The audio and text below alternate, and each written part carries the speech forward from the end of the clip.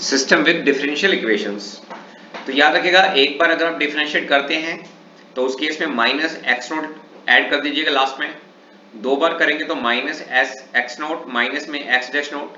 तीन बार रहेगा तो एस की power cube capital x of S minus में एस स्क्वायर एक्स नोट फिर एस, उसके बाद एस की power zero that is one. तो ये जीरो फिर एक बार फिर दो बार, ये सब वैल्यूज आपको गिवन होंगे, so do not worry, everything will be given.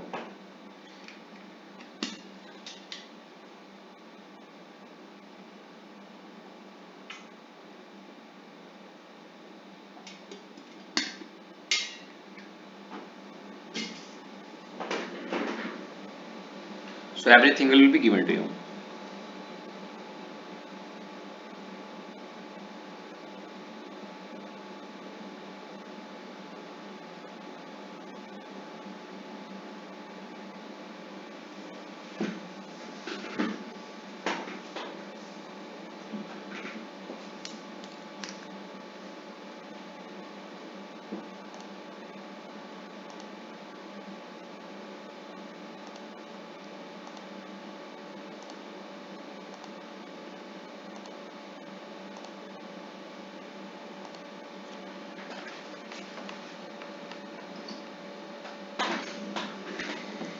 अब देखो आपके,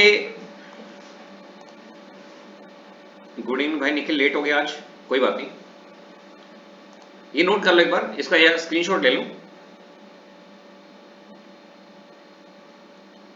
स्क्रीनशॉट ले लो इसका। देखो इसमें आपके गेट के पेपर में दो चीजें पूछी जाएंगी। एक पूछा जाएगा आपसे जीरो इनपुट रिस्पॉन्स। क्या पूछा जाएगा? Zero input response.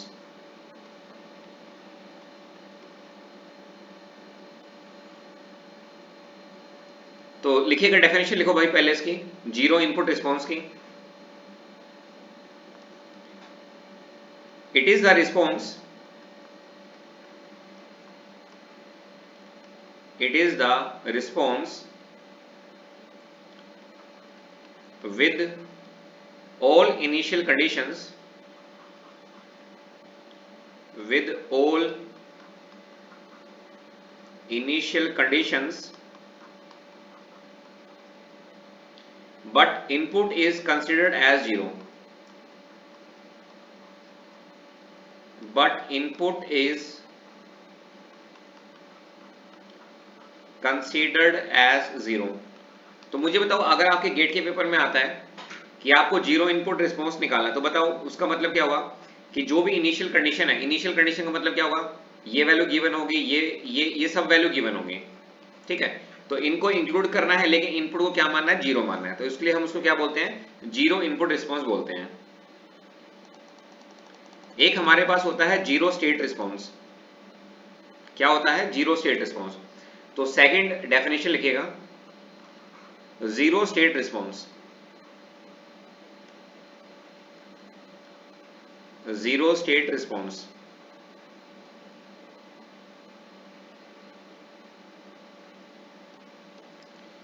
It is the response with all initial conditions. It is the response with all initial conditions, with all initial conditions considered as zero, considered as zero, even if they exist, even if they exist। अगर question में given हो तब भी आपको क्या मानो, उनको zero मानो, ठीक है भाई। This is known as force response, this is known as forced response because we are applying, because we are applying input with zero initial condition, with zero initial condition. ठीक है, बहुत सिंपल है। पहले वाले में क्या करना है बताओ, इनिशियल कंडीशन को कंसिडर करना है, इनपुट को जीरो मानना है। दूसरे वाले में क्या करना है, दूसरे वाले में इनिशियल कंडीशन अगर गिवन होंगी तब भी उनको जीरो मानो, लेकिन इनपुट को क्या करो, अप्लाई करो, और दोनों को ऐड कर दोगे तो ओवरऑल रिस्पॉन्स आपके पास आएगा।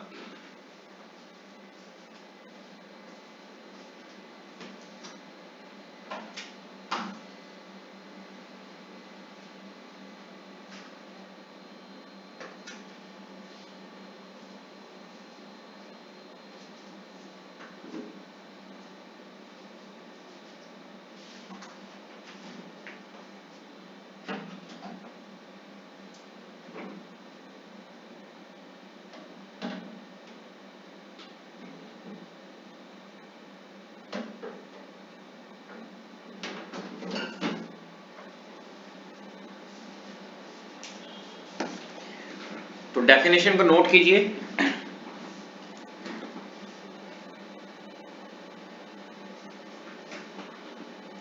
तो आपको मैं एक क्वेश्चन कराता हूं जो आपके इंजीनियरिंग सर्विसेज के पेपर में आया था, कन्वेंशनल क्वेश्चन है 20 नंबर का। तो उसमें आपको दोनों चीजें कराऊंगा मैं, जीरो इनपुट भी कराऊंगा, जीरो स्टेट भी कराऊंगा। ठीक है, अब गेट में क्या होता है, या तो वो जीरो इनपुट पूछते हैं, जीरो स्टेट पूछते हैं। अगर दोनों पूछे तो दोनों को ऐड कर देना। अब क्वेश्चन कैसे करेंगे ये मैं आपको बताता हूं। ठीक है भाई, तो एंजॉय कीजिएगा, बहुत छोटा सा टॉपिक है ये। तो पहले तो क्या होता था देखो, अब आपको मैं अपने एक्सपीरियंस की बात बताता हूं। अब जैसे मैं तो पढ़ाता था इंजीनियरिंग सर्विसेज के लिए भी, है ना, क्योंकि हम कन्वेंशनल क्वेश्चन कराते थे। तो ये जो मैं आपको क्वेश्चन करा रहा हूं ये बहुत पुराना है, मतलब ये 2010 में भी मैंने पढ़ाया था ये क्वेश्चन। ठीक है, तो हुआ क्या कि उस टाइम तो गेट में नहीं आता था, मतलब गेट में ये क्वेश्चन नहीं आते थे। तो लेकिन क्या हुआ कि बाद में क्वेश्चन आने स्टार्ट हो गए। तो इसलिए अगर आप गेट की तैयारी कर रहे हैं ना, तो एक बार आप इंजीनियरिंग सर्विसेज के कन्वेंशनल क्वेश्चन, क्योंकि जो ऑब्जेक्टिव होते हैं वो तो बहुत आसान होते हैं, कन्वेंशनल क्वेश्चन को भी आप एक बार कर लीजिए। क्योंकि बहुत बार ऐसा हुआ कि जो इंजीनियरिंग सर्विसेज के कन्वेंशनल में क्वेश्चंस आए, क्योंकि सिग्नल सिस्टम उसमें भी है, तो वो कन्वेंशनल क्वेश्चन रिपीट हो जाते हैं, डाटा थोड़ा सा चेंज हो जाता है, वो रिपीट हो जाते हैं।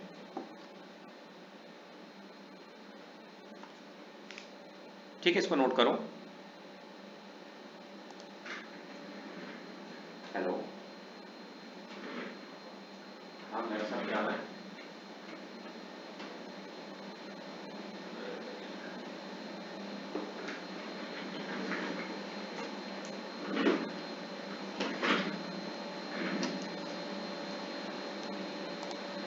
एक क्वेश्चन लिखिएगा, write down one question.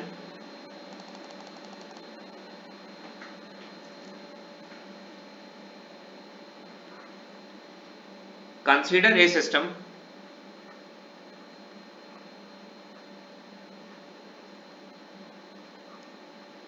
consider a system with output and input equations given by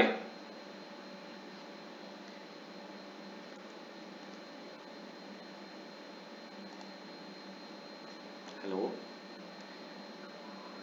हाँ मेरा सब क्या क्या है मेरा सब,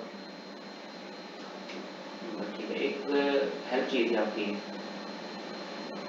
ये सेट कर मेरा कि मार्केट में कोचिंग के लिए दुकान मिल जाएगी रेंट में। हाँ,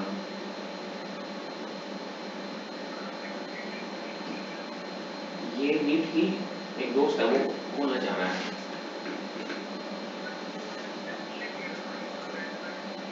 हाँ तो कल है आपके पास टाइम है कल?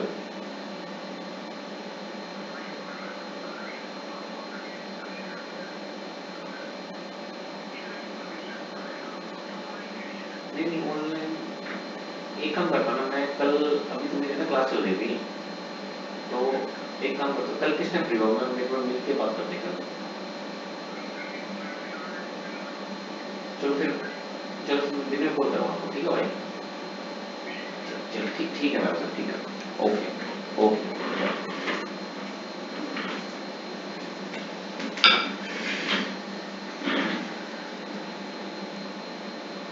लिखिएगा, consider a system with output and input equation given by input equation given by y double dash of t plus 3y dash of t plus 2y of t is equal to 4 exponential minus 2t ut। ठीक है भाई, ये हमें एक input output equation given है और initial condition भी given है। With initial conditions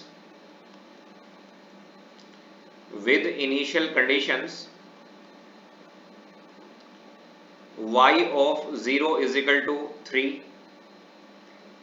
y dash of 0 is equal to 4, ये हमें गिवन है। ठीक है भाई, अब हमें क्या करना है, अब हमें यहाँ पे दोनों चीजें निकालनी है, जीरो इनपुट भी निकालना है और जीरो स्टेट भी निकालना है।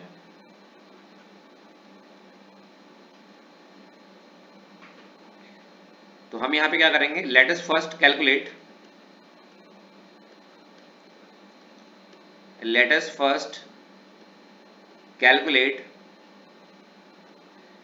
Zero input response. तो सबसे पहले हम यहाँ पे क्या करेंगे, जीरो इनपुट रिस्पॉन्स निकालेंगे। अब एक काम कीजिए, now stop writing, enjoy this problem. मैं आपको नोट करने का टाइम दूंगा, नोट मत कीजिए इसको समझ लीजिए। ठीक है, क्योंकि ये पूरा का पूरा एक टॉपिक है, तो ये कंसेप्ट मैं आपको बता रहा हूँ। ठीक है, तो ये कंसेप्ट समझ लीजिए, इसके ऊपर जितने भी क्वेश्चंस एग्जाम में आए वो आप इजीली बना सकते हैं। तो नोट मत कीजिएगा, सबसे रिक्वेस्ट है। देखिए, आप मुझे एक बात का जवाब दो, मुझे जीरो इनपुट रिस्पॉन्स निकालना, तो बताओ इसकी डेफिनेशन क्या है भाई। It is the response with all initial condition, यानी कि जितनी भी इनिशियल कंडीशन गिवन है वो आपको क्या करनी है, कंसिडर करनी है। लेकिन भाई आप क्या करेंगे, यहाँ पे आप इनपुट को जीरो मानेंगे, अगर वो दिया भी होगा तो उसको क्या करेंगे, जीरो मानेंगे। समझ में आ गया भाई। तो जो इनिशियल कंडीशन है उसको मैं क्या करूंगा, कंसिडर करूंगा। तो देखो, अगर अब ये तो मैंने x ऑफ टी की फॉर्म में बताया, अगर यहाँ पे y ऑफ टी होता तो राइट साइड में क्या जाता आपके पास, y ऑफ s माइनस में y नोट की फॉर्म में आ जाता। तो देखिए, अब मैं यहाँ पे जीरो इनपुट रिस्पॉन्स कैलकुलेट कर रहा हूँ, तो इसको लिखेंगे कैसे, ध्यान दीजिएगा। इसको हम लिखेंगे इस तरह से, ध्यान नोट मत करना, मैं टाइम दूंगा भाई आपको नोट करना है, डो नॉट वरी, टाइम मिलेगा आपको। देखिए, इसको सिर्फ एंजॉय कीजिए। देखो, इसको मैं लिखूंगा y Z I of T. Z I का मतलब क्या होगा, जीरो इनपुट। तो मुझे बताओ, ये डबल डैश है ना, दो बार डिफरेंशिएशन है, तो बताओ अगर दो बार डिफरेंशिएशन होगा तो इसको आप कैसे लिखोगे, इस तरह से। तो क्या मैं लिख सकता हूँ, एस स्केयर, यहाँ पे क्या आएगा, वाई ऑफ एस आ जाएगा, माइनस में एस, वाई नोट हो जाएगा, माइनस में वाई डैश नोट। ठीक है, तो पहले मैं ये इसको लिख लेता हूँ। ठीक है, क्योंकि पहले वाला मेरे पास क्या है, दो बार डिफरेंशिएशन है। तो दो बार जब डिफरेंशिएशन है तो भाई मैं कैसे लिखूंगा, इसको हम लिखेंगे इस तरह से, ये हो जाएगा मेरे पास एस स्केयर इंटू में वाई ऑफ एस। ठीक है, माइनस में क्या आएगा बताओ, एस इंटू में वाई नोट था। ठीक है, माइनस में वाई डैश नोट। ठीक है, यही था भाई। तो एक बार आपके पास क्या था, एक बार एस स्केयर था, फिर माइनस में एस आया, एक्स नोट, और लास्ट में एक्स डैश नोट। ठीक है, बस यहाँ पे आपके पास क्या आएगा, उसकी जगह पे वाई आ गया। तो ये हो गया अपने पास। ठीक है, इनिशियल कंडीशन मैंने ले ली। अब देखो उसके बाद क्या है, 3y डैश टी। तो 3 का तो 3 एज इट इज रहेगा, जब आप एक बार डिफरेंशिएशन करते हैं तो आपके पास क्या आता है, s आता है। लेकिन अब आपके पास क्या आ जाएगा बताओ, जब आप एक बार डिफरेंशिएशन करेंगे तो माइनस में यहाँ पे x नोट है, तो आप क्या लिखेंगे, यहाँ पे y नोट लिख देंगे। ठीक है भाई, तो लिख देते हैं यहाँ पे। तो 4 अपने, ये 3 अपने पास बाहर रहेगा, और इसके साथ ब्रैकेट स्टार्ट, और ये आपके पास क्या है, this is nothing but s into में y ऑफ s माइनस में y नोट। ठीक है, उसके बाद आपके पास क्या है, प्लस में 2, y ऑफ t का क्या रहेगा, y ऑफ s रहेगा, और आपको जैसे मैंने बताया इनपुट को जीरो मानना है। तो सबसे पहले मुझे कमेंट करो कि आपको ये जो मैंने लाइन लिखी है इसमें किसी को कोई डाउट है या नहीं है। अगर यहाँ पे क्लियर है तो आगे बढ़ेंगे, नहीं तो अदरवाइज डाउट को डिस्कस करेंगे। तो इसमें कोई डाउट किसी को भी कि सर ये आपने कैसे लिख दिया, अगर ये क्लियर है तो फिर आगे बढ़ेंगे। ठीक है, तो अक्षत कह रहा है कि सर क्लियर है, चलो ठीक है भाई, तो मैं मान के चल रहा हूँ कि आप सभी को भी क्लियर होगा, क्योंकि डेफिनेशन ऊपर लिखी हुई है, अब कुछ नहीं करना आपको। ठीक है, सब कुछ अपने को गिवन है। निखिल भी कह रहा है क्लियर है, ठीक है भाई। अब देखो, अब मैं कुछ नहीं कर रहा, सिंपली वैल्यू को पुट करता चला जाऊंगा। देखो, s square y of s, इसको तो मैं एज इट इज लिखूंगा, s square y of s, इसको तो मैंने एज इट इज लिखा, माइनस में, अच्छा देखो वाई नोट की वैल्यू कितनी है, 3 है, तो मैं यहाँ पे लिख दूंगा 3s। ठीक है भाई, माइनस में वाई डैश नोट, इसकी वैल्यू कितनी है, 4 है, तो फिलहाल के लिए मैं यहाँ पे ब्रैकेट लगा देता हूँ। प्लस में मेरे पास 3 s इंटू में y ऑफ s, ये एज इट इज रहेगा। अच्छा y नोट की वैल्यू कितनी है 3 है, तो यहाँ पे मैंने 3 पुट कर दिया, प्लस में 2y ऑफ s। ठीक है, अब इसको थोड़ा सा रीअरेंज करना पड़ेगा अपने को। तो अगर हम इसको रीअरेंज करें तो मैं चाह रहा हूँ कि लेफ्ट साइड से y ऑफ s को मैं कॉमन ले लूँ, और जो कोसेंट है और बाकी जो है, तो देखो y ऑफ s कहाँ कहाँ पे आ रहा है, मैं कलर चेंज करके आपको बताता हूँ ताकि आपको कोई डाउट ना रहे। तो मैं y ऑफ s को अलग लेना चाहता हूँ। देखो एक मेरे पास y ऑफ s यहाँ पे है तो इसके साथ s स्क्वायर आ गया, एक y ऑफ s यहाँ पे है और एक y ऑफ s यहाँ पे है। इसके अलावा जो भी टर्म होंगी उसको मैं राइट साइड में ले जाऊंगा, इसके अलावा जो भी मेरे पास टर्म होंगी उसको मैं राइट साइड में ले जाऊंगा।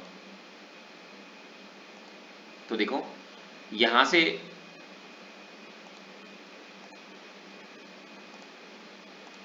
तो यहां से मेरे पास क्या आएगा, एस स्क्वायर आएगा, यहां से मेरे पास एस स्क्वायर आ गया, और यहां से 3s हो गया मेरे पास, प्लस में 3s, प्लस में 3s, और यहां पे 2 है। ठीक है, और इसके साथ आएगा इंटू में y ऑफ s। अब बाकी जो बच जाएगा उसको मैं राइट साइड में ले लूंगा, तो बाकी क्या बचेगा, देखो ये जो माइनस का 3s है ये उधर जाके क्या बन जाएगा, प्लस का 3s, तो माइनस का 4 इधर जाके प्लस का 4 बन जाएगा, और 3 3 9, माइनस का 9 उधर जाके क्या बन जाएगा, प्लस का 9 बन जाएगा। तो यहां से मेरे पास कैपिटल y ऑफ s, ये कितना हो गया 3s, 9 और 4 कितने होते 13, 3s प्लस में 13 डिवाइड बाय में, तो ये इसके फैक्टर बन जाएंगे ना s प्लस 1 और s प्लस 2, तो मैं डायरेक्टली लिख देता हूँ यहाँ पे s प्लस 1 और s प्लस 2 इसके फैक्टर बन गए।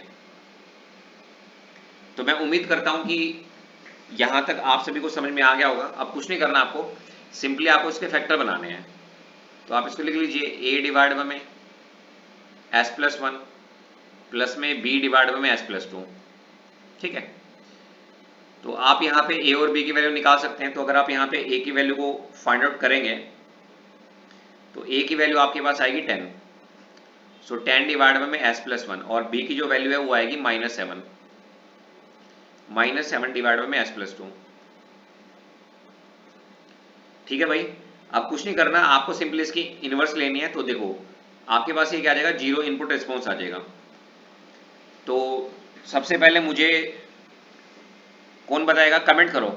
10 डिवाइड में s प्लस 1 इसकी इनवर्स लिखो, और बाय डिफॉल्ट हम राइट साइडेड के लिए लेते हैं। इसकी इनवर्स बता सकते हैं राइट साइडेड आरओसी के लिए, बाय डिफॉल्ट हम सिग्नल को भी और आरओसी को भी राइट साइड लेते हैं। इसकी इनवर्स एक बार टाइप करो, कमेंट करो,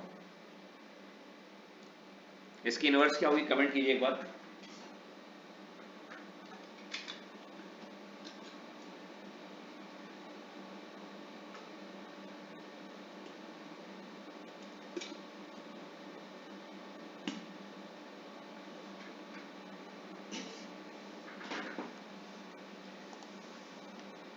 दोनों की बता दो ना, दोनों की बता दो, दोनों की बता दीजिए। 10 e की power minus T UT, very good. ठीक है, दूसरे की बता दो। देखो तो अगर मैं इसकी इनवर्स लिखता हूं तो ये मेरे पास कितना आ जाएगा, ये मेरे पास आ जाएगा 10 e की power minus T UT, very good. अच्छा इसकी भी बता दो कितना आएगा, माइनस में 7 e की पावर माइनस 2 टी यूटी। ठीक है भाई, तो बाय डिफॉल्ट हम क्या लेते हैं, राइट साइड लेते हैं। तो ये पहला पार्ट सोल्व हो गया।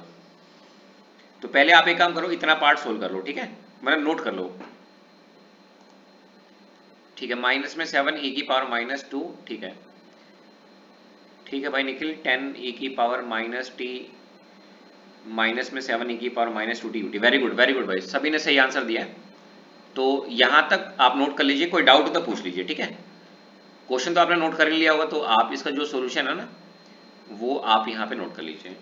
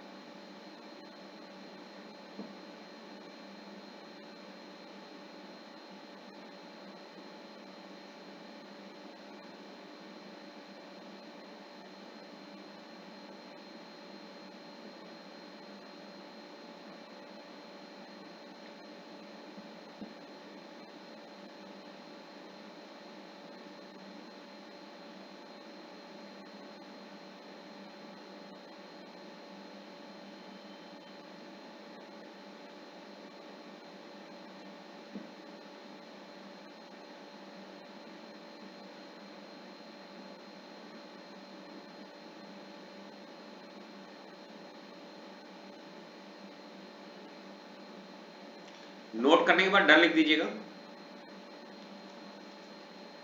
जब आप नोट कर लेंगे तो डन लिख दीजिएगा।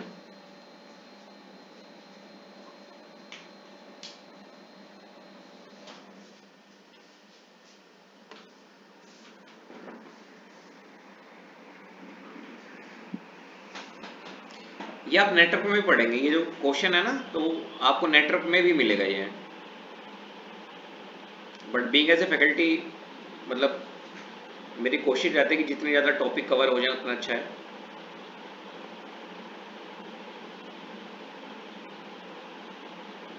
तो जीरो इनपुट रिस्पॉन्स ये हमने निकाल लिया। अब इसके बाद निकालेंगे जीरो स्टेट। तो जीरो स्टेट में उल्टा करेंगे, जो इनिशियल कंडीशन गिवन होगी उसको अपन क्या मान लेंगे भाई, जीरो मान लेंगे, और जो इनपुट है उसको कंसिडर कर लेंगे। जस्ट इसका रिवर्स करेंगे। तो इसमें मैंने क्या किया भाई, इसमें मैंने इनिशियल कंडीशन को कंसिडर किया और इनपुट को जीरो माना। अगले वाले में उल्टा करेंगे तो मेरे पास क्या आ जाएगा, जीरो स्टेट। और मैंने लिखवाया भी, अगर आपको ध्यान हो तो मैंने क्या बताया, मैंने बताया कि उसको हम क्या बोलेंगे, फोर्स रिस्पॉन्स, FORCED। क्यों?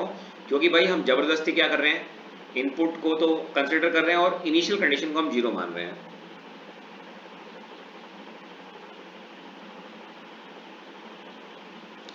तो मैं उम्मीद करता हूं कि आप सबने ये नोट कर लिया होगा।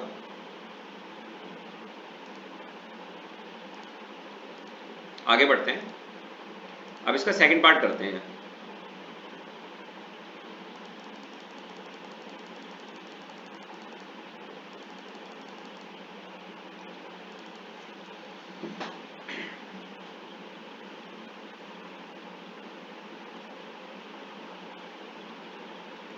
Let us apply zero state response.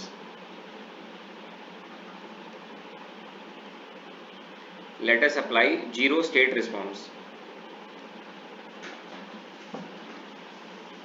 अब देखो जीरो स्टेट में आपको पता है इनिशियल कंडीशन को जीरो मानेंगे।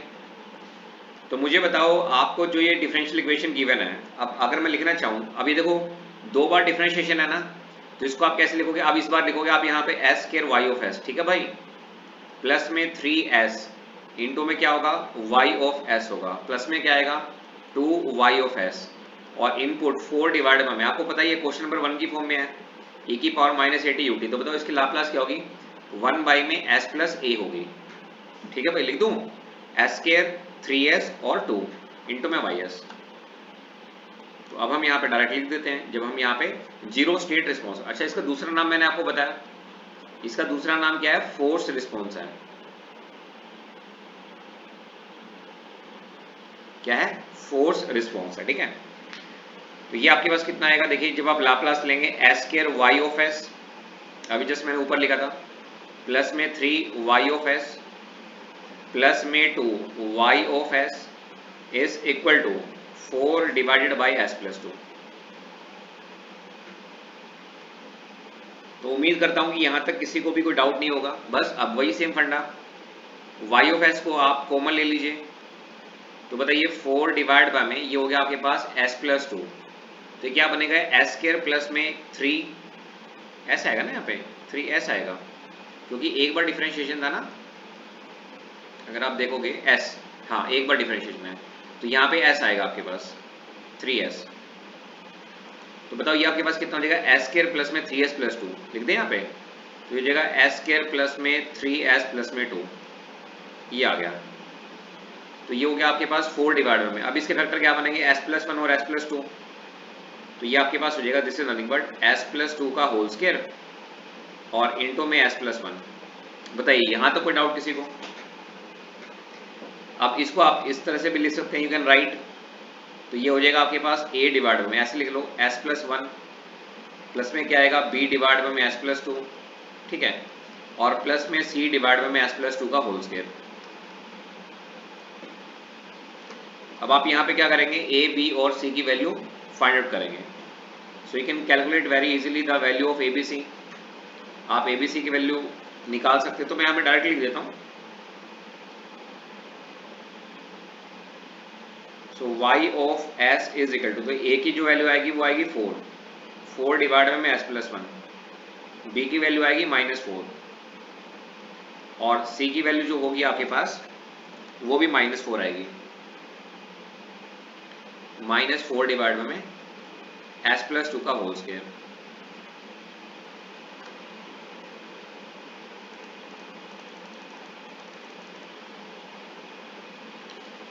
अब इसकी इनवर्स मुझे लेनी है, तो देखो इसको कैसे लिखोगे, इसको आप लिखोगे YZS ऑफ t। तो निखिल आप मुझे बताओ पहले वाले की इनवर्स बताओ क्या होगी, पहले वाले की राइट साइड लिखोगे ना आप, तो ये हो जाएगा 4e की पावर -t ut, ठीक है भाई। अच्छा नेक्स्ट वाले की क्या हो जाएगी, माइनस में 4 e की पावर -2t ut, और थर्ड वाले में स्क्वायर है तो क्या आएगा, माइनस में 4t e की पावर -2t ut। तो ये अपना आंसर आ गया, ठीक है ना, 4e की पावर -t ut, ठीक है ठीक है। तो नोट कर लीजिए, तो ये मैंने आपको क्या बताया, जीरो स्टेट रिस्पॉन्स, और इसको क्या बोला जाता है, फोर्स रिस्पॉन्स भी बोला जाता है। तो नेटवर्क में आपको सुनने को मिलेगा कैलकुलेट फोर्स रिस्पॉन्स, आपको इनिशियल कंडीशंस गिवन है। कई बार वो क्या करते हैं ना, सर्किट बना के दे देते हैं, लेकिन उस सर्किट का कोई यूज नहीं होता, बस वो जो डिफरेंस उस सर्किट से आप क्या निकालते हैं, बस डिफरेंशियल इक्वेशन निकालते हैं और कुछ नहीं निकालते हैं। तो अपने को सिग्नल में ये सब चीजें गिवन रहेंगी।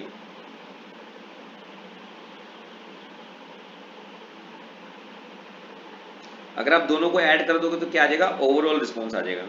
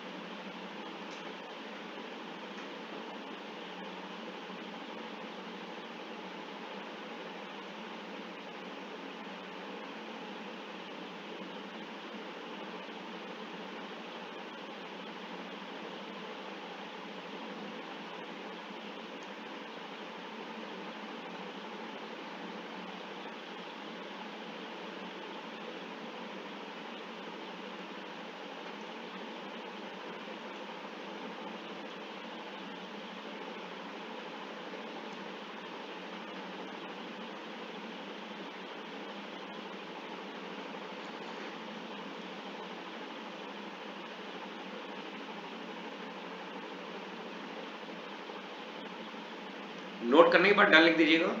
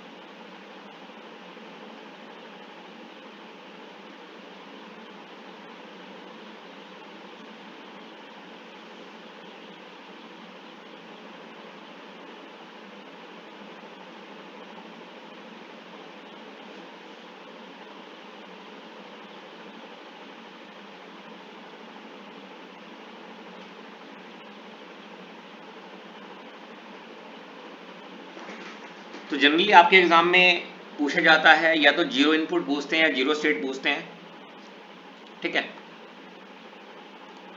अगर आप दोनों को ऐड कर देंगे तो आपको क्या मिलेगा, ओवरऑल रिस्पॉन्स मिलेगा। आप दोनों को ऐड करते हैं तो क्या मिलेगा, ओवरऑल रिस्पॉन्स। तो देखिए ये अपने पास जीरो इनपुट था,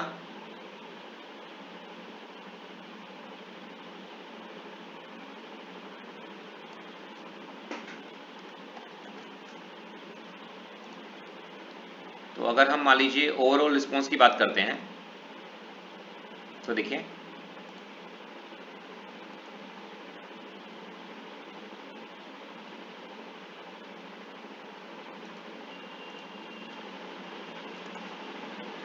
तो दोनों को ऐड कर दीजिए तो आपको क्या मिलेगा, आपको मिलेगा ओवरऑल रिस्पॉन्स। तो क्या मैं कह सकता हूं, कहने से कि हमारे पास जो ओवरऑल रिस्पॉन्स होगा, ओवरऑल रिस्पॉन्स, तो वो क्या हो जाएगा, ओवरऑल रिस्पॉन्स, ओवरऑल जो रिस्पॉन्स होगा वो होगा हमारे पास जीरो, जीरो इनपुट प्लस में जीरो स्टेट। ठीक है, तो दोनों को हम यहाँ पे ऐड करेंगे।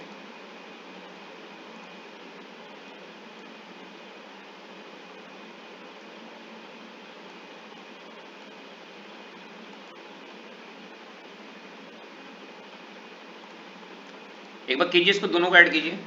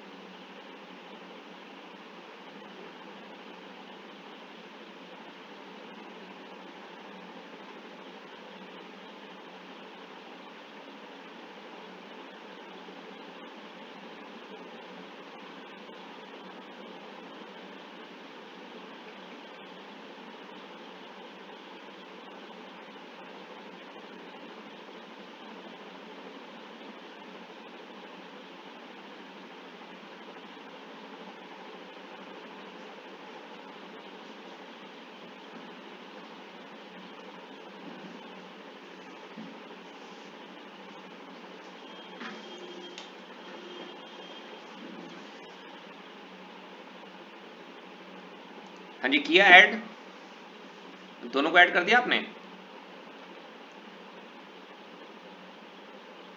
सो you have to add the both, आपको दोनों को ऐड करना है। तो ऐड करने के बाद आपके पास ओवरऑल रिस्पॉन्स आए, लेकिन गेट में इतना बड़ा क्वेश्चंस नहीं आएगा आपके पास, ये तो मैंने आपको बता दिया just. They will ask one part, अगर पूछ ले, बाई चांस अगर पूछ ले तो उसमें घबराने वाली कोई बात नहीं है, अपने को पूरा पता ही है। देखो, तो जो जीरो इनपुट था अपने पास, जीरो इनपुट था अपने पास जो, तो वो अपने पास कितना था बताओ, माइनस में 7 ई की power minus 2t ut plus में 10 ई की पावर माइनस टी ut। ठीक है, अच्छा जीरो स्टेट, प्लस में 4 ई की power minus T ut minus में 4 ई की power minus 2t ut minus में 4t ई की पावर माइनस 2t ut। ये अपना आंसर हो गया।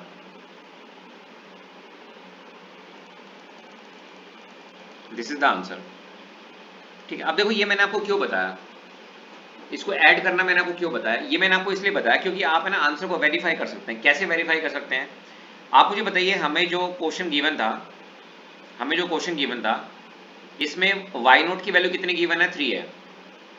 y नोट की जो वैल्यू है ये हमारे पास 3 है। तो एक काम करो ना, आपके पास y ऑफ टी तो आ ही गया, तो आप t को 0 पुट कर दो, तो आपके पास कितना आना चाहिए, 3 आना चाहिए। अब ध्यान से देखना इसको, तो ये मेरे पास भाई कितना है, ये मेरे पास y ऑफ टी है। तो अगर मैं t को 0 पुट करता हूं तो आपको पता है ये आपके पास कितना आएगा, -7 है ना, e की पावर 0 1 होता है, प्लस में कितना आएगा 10, प्लस में ये आपके पास प्लस में 4, माइनस में 4, और लास्ट वाला 0 हो जाएगा क्योंकि ये तो आपके पास t है ना, तो 4 से 4 गया, 10 में से 7 गया, आपके पास कितना गया 3। तो वहां पे आप अपने आंसर को वेरीफाई भी कर सकते हैं, अगर ये इंजीनियरिंग सर्विसेज के पेपर में आता है, you can verify the answer. ठीक है भाई,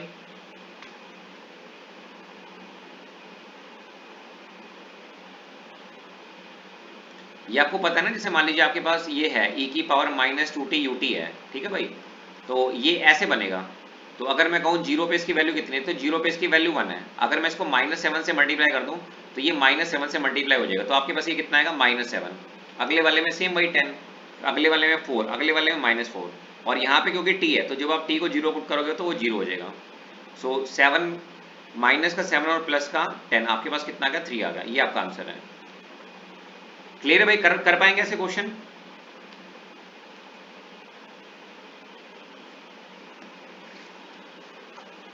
तो आप आंसर को भी वेरीफाई कर सकते हैं। You can verify the answer also.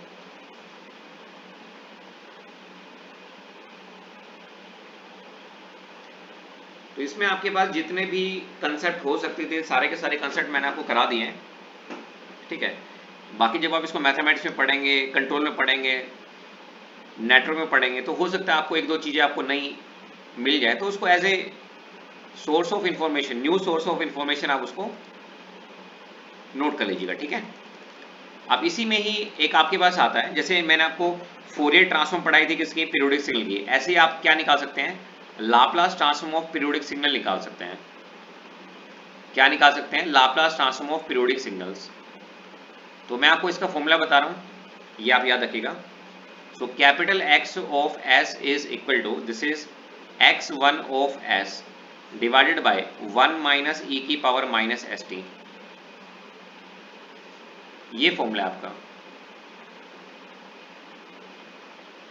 अब इसमें x1 ऑफ S क्या है ये मैं आपको बता दूं। जैसे मान लीजिए आपके पास ये एक पीरियोडिक सिग्नल है। आप पीरियोडिक सिग्नल तो आपको पता ही है, वो माइनस इनफिनिटी से प्लस इनफिनिटी तक लाई करता है ना।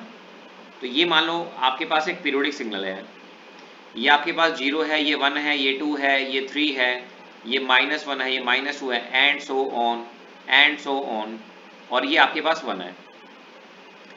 अब आपको इसकी लाप्लास निकालनी है। तो देखो इसमें हम क्या करेंगे, जो पल्स रिपीट कर रही होगी, जैसा कि मैंने आपको बताया था, जब कभी भी आपको कोई भी पीरियोडिक सिग्नल गिवन होता है तो उसमें कोई ना कोई पल्स रिपीट करते, तो भाई बताओ कौन सी पल्स रिपीट कर रही है, आप इसको चूज कर लो। तो ये आपके पास क्या है, x1 ऑफ t, आप इसको मान लो। तो इसी की लाप्लास ये है, ये किसकी लाप्लास है, this is a Laplace transform of repeated pulse. तो जो भी पल्स रिपीट कर रही होगी उसकी लाप्लास ट्रांसफॉर्म। और ये जो कैपिटल टी है ये इस सिग्नल का टाइम पीरियड है।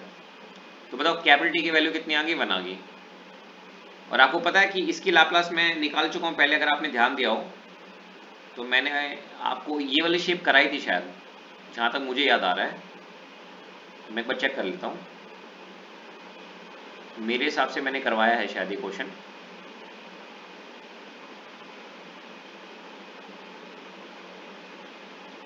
ये रहा है ना, सेम क्वेश्चन मैंने आपको कराया है। तो इसको आप क्या, अब ये जो पल्स है इसकी जो लाप्लास ट्रांसफॉर्म है वो आपके पास ये है,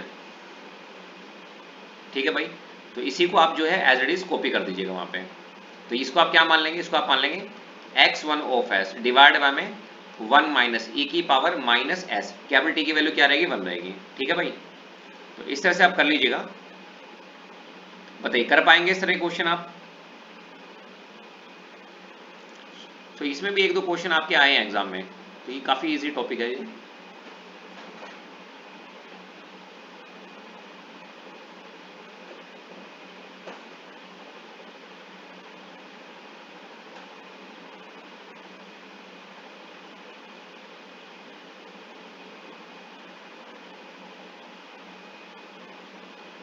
सो this is the end of your Laplace transform. आपकी लाप्लास ट्रांसफॉर्म खत्म होती है। Now let us continue with our next very very interesting, very very easy chapter, that is Z transform.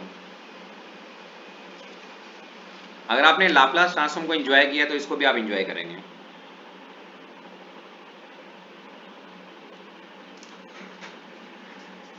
बताइए कंटिन्यू करें कुछ डाउट तो बताइए। If you have any doubt please comment, otherwise will continue Z transform.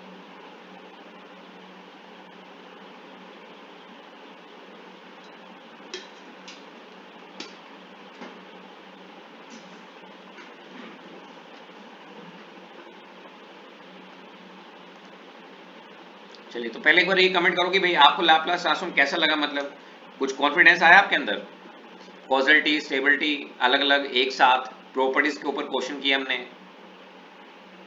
और generally Laplace में एक doubt रहता है आरओसी, वो आपको समझ में आया नहीं आया? मतलब मैंने अपना बेस्ट दिया, मतलब काफी मैंने टाइम लगाया उसमें आरओसी में। You can solve any question, आप कोई भी अब क्वेश्चन करना चाहेंगे तो जितने भी कंसेप्ट यूज होते हैं ना सिग्नल सिस्टम में लाप्लास में, वो सब मैंने आपको करा दिए हैं।